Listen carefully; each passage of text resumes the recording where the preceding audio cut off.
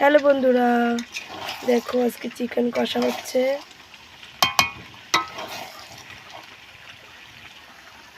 আর সবাইকে শুভ নববর্ষ, পয়লা বৈশাখের প্রথম দিন শুভেচ্ছা ও ভালোবাসা থাকলো।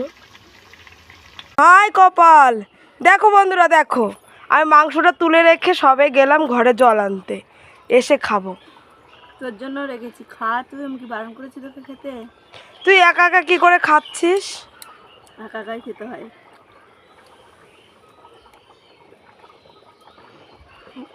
তুই এই বিকিকে দিয়েছিস? হ্যাঁ, নিয়ে তোর জন্য দেখো বন্ধুরা, রেখেছি। আমার ছেলেকেও দেয়নি, ও একা একা খেতে লেগে গেছে। নিয়ে তোর জন্য রেখেছি। নিয়ে সত্যি তুই পারিস বটে।